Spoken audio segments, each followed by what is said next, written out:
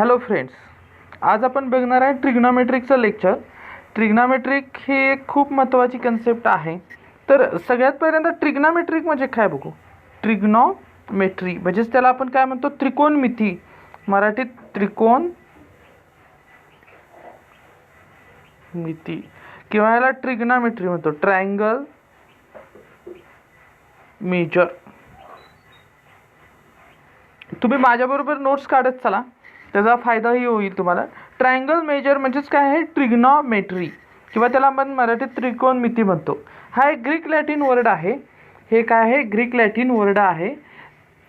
फार महत्त्वाचा कन्सेप्ट आहे हा आणि खूप काही माहिती देऊन जातो, त्यामुळे व्यवस्थित शिकणं फार गरजेचं आहे.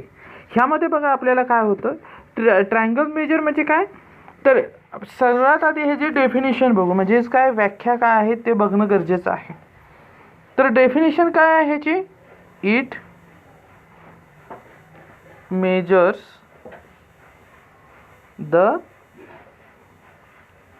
Side of triangle, it measures the side of triangles and it's angle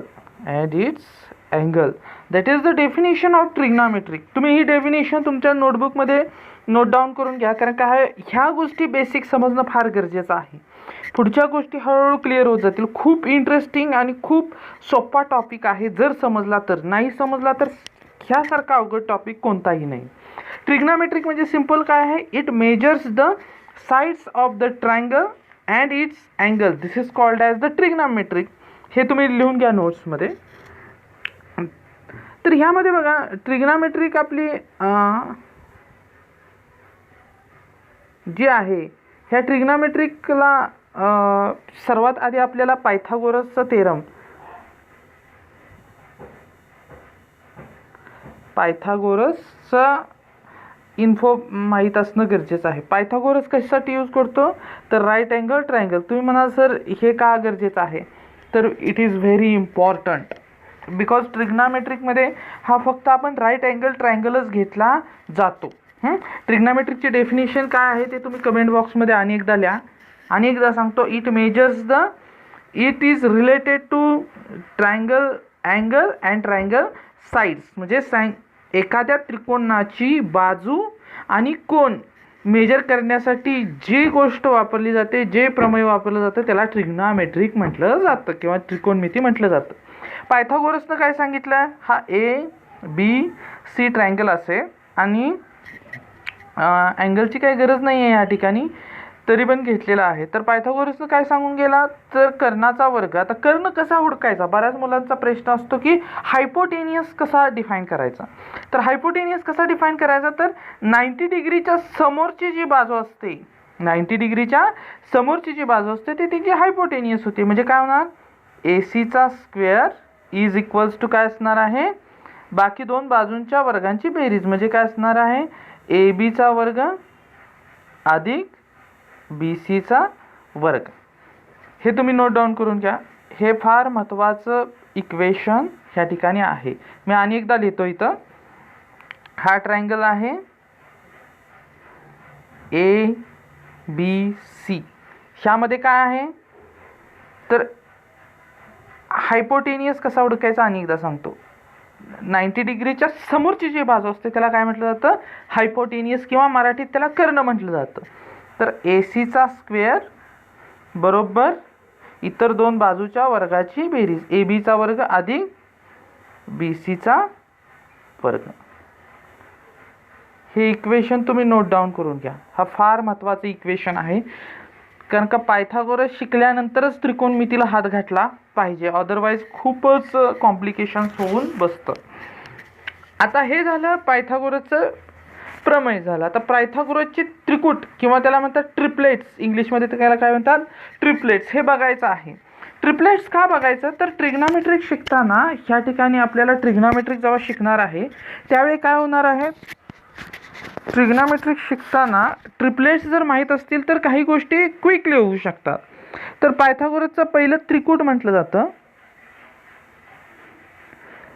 Trikut कसे म्हटलं जातं, 3, 4, 5 हे एक त्रिकूट आहे. त्रिकूट म्हणजे काय करतं, तर जर ह्या ट्रायंगलची पहिली बाजू समजा ही ए बी असेल तर ही 3 आहे, बी सी 4 असेल तर कर्ण काय येतो 5 येतो. हे एक ट्रायंगलचं त्रिकुट झालं. आणि एकदा बघू, तिथं छोटासा सिम्बॉल काढतो. हे 3 आहे, हे 4 आहे, तर हे किती येतं 5 येतं. ए बी सी हे पहिलं पायथागोरसचं त्रिकुट आहे. हे पहिलं पायथागोरसचं त्रिकुट आहे. काय 3 4 आणि 5. आता बघा इथे एक लाईन ड्रॉ करतो म्हणजे तुम्हाला समजेल. हे पहिलं आलं. ओके.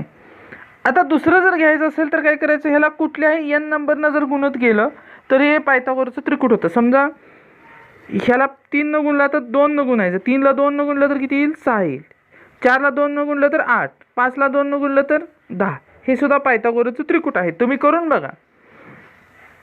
तिसरं, ह्याला कोणत्याही संख्येनं गुणा चालू शकतं. म्हणजे हे तिसरं, 3 ला 3 न गुणलं तर 9, 4 ला 3 न गुणलं तर 12, 5 ला 3 न गुणलं तर 15. हे सुद्धा पायथागोरसचं त्रिकुट आहे. 4 न गुणून बघा, 3 चौक 12, 4 चौक 16, 5 चौक 20.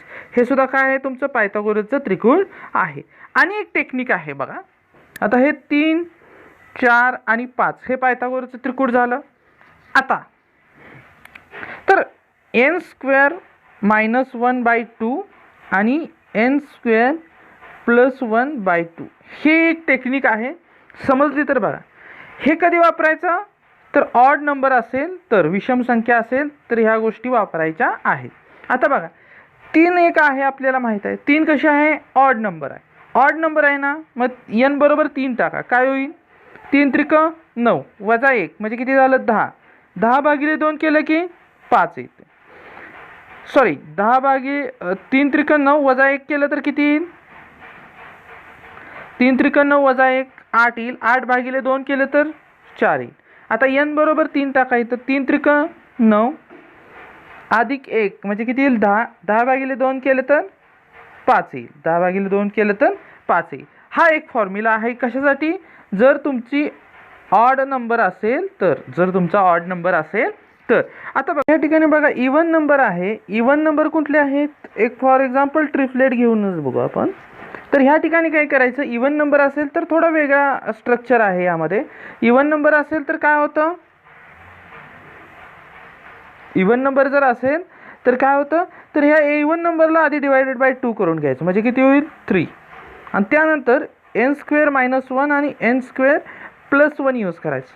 आता बघा n स्क्वेअर मायनस 1 असेल तर काय होईल, हे n बरोबर 3 पुट करा की, म्हणजे 3 त्रिक 9 वजा 1, 3चा वर्ग 9 येतो, वजा 1 म्हणजे किती येईल 8 येणार. आणि 3 त्रिक 9 अधिक 1 किती येईल 10 येईल. हे बघा ह्या पद्धतीनं असेही ट्रिपलेट्स तुम्ही इवन नंबरचे काढू शकता. हे ट्रिपलेट असेही इवन नंबरचे काढू शकता. आता आपण ट्रिग्नॉमेट्रिककडे जाऊया. ट्रिग्नॉमेट्रिक म्हणजे मी मगाशी सांगितलेलं होतं काय, it is the measure of sides and angles of a right angle triangle. This is the definition आहे. आता आपण राईट अँगल ट्रायंगल ड्रॉ करू. या ठिकाणी हा अँगल थिटा घेऊ, इथं ए बी सी. ओके. आता साइन थिटा बरोबर काय येणार आहे, साइन थिटा बरोबर काय येणार, तर साइन थिटा म्हणजे समोरची बाजू. साइन थिटा म्हणजे समोरची बाजू, समोरची बाजू भागिले कर्ण येतो, भागिले कर्ण. समोरची बाजू म्हणजे त्याला काय म्हणतो आपण, लगतच्या बाजूला adjacent side, front side divided by hypotenuse. इंग्लिशमध्ये सुद्धा लिहू शकता front side divide by hypotenuse. आता कोणाच्या समोरची बाजू या ठिकाणी काय येते, तर कोणाच्या समोरची बाजू आहे बी सी डिवायडेड बाय लगतची बाजू काय आहे ए बी. सॉरी कर्ण काय आहे याचा ए सी. कर्ण काय आहे ए सी. कर्ण याचा ए सी आहे. हे झालं साइन थिटाचं. आता आपण कॉस थिटा बघू. कॉस थिटा बरोबर काय येतं, तर पुन्हा एकदा आपण ट्रायंगल काढू. ह्या ठिकाणी बघा हा अँगल थिटा आहे, हे A B C. Cos theta बरोबर काय येतं, ॲडजसंट साइड म्हणजेच काय, कोणाच्या लगतची बाजू, लगतची बाजू भागिले कर्ण. भागिले म्हणजे काय येईल, आता कोणाच्या लगतची बाजू म्हटल्यानंतर मुलांचं कन्फ्युजन होतं की ह्यात लगतची बाजू कुठली आहे. दोन्ही बाजू येऊ शकतात, एक तर ए सी येऊ शकते किंवा ए बी सुद्धा येऊ शकते आणि ए सी सुद्धा येऊ शकते. पण आपण मगाशीच बघितलेलं काय की 90 अंश कोणासमोरची जी बाजू असते ते काय असतं त्याचा, तर कर्ण असतो. म्हणजे राहिली कुठली बाजू, ए बी. बघा कोणाच्या लगतच्या बाजू दोन आहेत, कुठल्या आहेत, एक तर ए सी आहे आणि एक तर ए बी आहे. पण आपल्याला माहीत आहे ह्या ठिकाणी काय आहे, 90 अंश कोणासमोरची बाजू कुठली आहे. मी अनेकदा सांगतो बघा, 90 अंश कोणासमोरची बाजू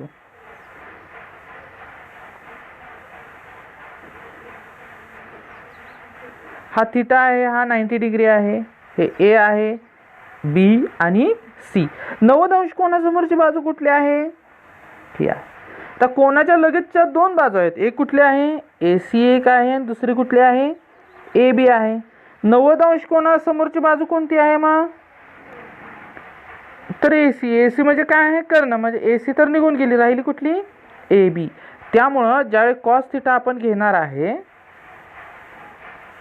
तेव्हा हे बघा, हा ट्रायंगल आहे, हा थिटा आहे, हे A B C, A B C. तर ह्या ठिकाणी कोणाच्या लगतची बाजू म्हणजे काय येणार, ए बी डिवायडेड बाय कर्ण काय आहे, ए सी. हा तुमचा कॉस थिटा आहे. ओके, आता आपल्याला टॅन थिटा बघायचा आहे. टँजंट त्याला काय म्हटलं जातं, टँजंट. हे ए बी सी हा अँगल थिटा. टॅन थिटा म्हणजे काय असतं, तर समोरची बाजू भागिले लगतची बाजू. समोरची बाजू या ठिकाणी कुठली आहे, मी इथं लिहितो व्यवस्थित, समोरची बाजू भागिले लगतची बाजू. ओके, आता या ठिकाणी समोरची बाजू कुठली येणार आहे मग, बी सी डिवायडेड बाय लगतची बाजू काय आहे, ए बी. ओके, बघा मित्रांनो, आता तुम्हाला जर लक्षात आलं असेल तर टॅन थिटा म्हणजे आणि एक लिहू शकतो आपण ह्या ठिकाणी बघा, ए बी सी. ओके, समोरची बाजू बी सी भागिले लगतची बाजू ए सी आहे. साइन थिटा बरोबर काय घेतलेलं होतं आपण, बी सी भागिले ए सी. आणि कॉस थिटा बरोबर काय घेतलेलं होतं, तर ए बी भागिले ए सी. आता ह्या ठिकाणी जर साइन थिटा भागिले कॉस थिटा केलं तर काय येते बघा, साइन थिटा बरोबर काय घेतलं होतं आपण, ए बी सी हा अँगल थिटा, बी सी भागिले ए सी. आणि कॉस थिटा बरोबर काय घेतलं होतं, तर ए बी भागिले ए सी. हे इक्वेशन 1 आहे आणि इक्वेशन 2 आहे. ह्यांचं जर डिवायडेशन केलं म्हणजे sine theta divided by cos theta केलं तर काय येते बघा ना, बी सी भागिले ए बी. आणि हे ए सीला ए सी कॅन्सल होईल, म्हणजेच काय येते, टॅन थिटाच येते ना. टॅन थिटा म्हणजे काय आहे, समोरची बाजू भागिले लगतची बाजू, म्हणजेच काय येतं, टॅन थिटा. ही एक आयडेंटिटी तुम्ही आता हळूहळू पण आयडेंटिटी पाठ करायच्या नाही आहेत. मी आधीच सांगतो, कुठलीही आयडेंटिटी पाठ करायची नाही. प्रत्येक आयडेंटिटी मी तुम्हाला व्यवस्थित शिकवणार आहे, फक्त कुठलीही आयडेंटिटी पाठ करायची नाही. तर हे आपण ट्रिग्नोमेट्रिकचे काही बेसिक कन्सेप्ट बघितलेले आहेत. नेक्स्ट लेक्चरपासून 1 बाय 1 आपण सगळे फॉर्म्युले ते डिझाईन करू. तोपर्यंत थँक्यू सो मच. मित्रांनो, तुम्हाला जर व्हिडिओ आवडला असेल तर नक्की लाईक आणि शेअर करा. तुमच्या 10वीच्या सगळ्या मित्रांच्यापर्यंत हा व्हिडिओ पोचवा, जेणेकरून ट्रिग्नोमेट्रिक हा खूप इझी कन्सेप्ट आहे, ते तुम्हाला कळून येईल. Hello friends, please like, share and subscribe the Electro Crux YouTube channel.